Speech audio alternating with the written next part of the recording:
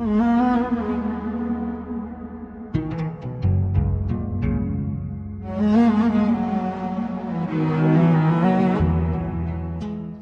alaykum hurmatli ko'ruvchilar. Qismi ko'rasizlar, biz bugun Kobul shahrini Bobur bog'iga kelganmiz. Albatta Bobur bog'i eski turlardan va Bobur imperatorligini joyi va Boburni bog'i. Albatta qismi ko'rasizlar, shu bog'ning ichiga alfilan beriku ihota bo'lingan girdi qisilgan, ammo bu eshikdan vaqt kirdingiz Bobur bog'i kiradi va Bobur bog'ining ichiga Hazrat Zahiriddin Muhammad Boburni qabri bor, maqati bor.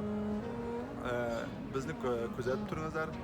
Biz sizlarga ushbu bog'dan video yaxshi manzaralarni, Bobur qabrini ko'rsatuvga imkoniyat qo'yib bo'lamiz.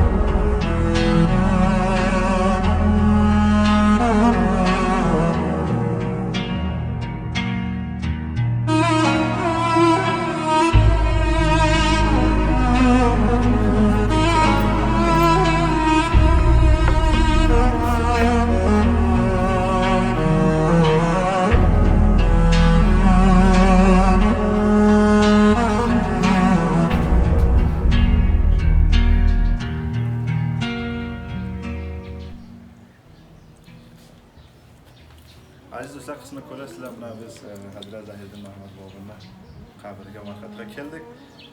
Zahiriddin Muhammad Bobur Boburlar imperatorining asoschisi desak bo'ladi. Zahiriddin Muhammad Bobur Farg'ona shahriga tug'ilgan edi. Bu kishi Shohruxxon O'zbek bilan urush tufayli o'rtasida ma'mur kelgan tufayli bil Afg'oniston, Hindiston birligiga hukumat qurdi. Zahiriddin Muhammad Bobur Hindistonga vafot etib, umrini oxiriga yetkazib, 2 yillardan keyin Zahiriddin Muhammad Boburni shu nasihati bilan va vasiyati bilan shu yerga mana shu Bobur bog'i Kobulga kelib nima qildi? Shu qabrni shu yerga ko'mdi.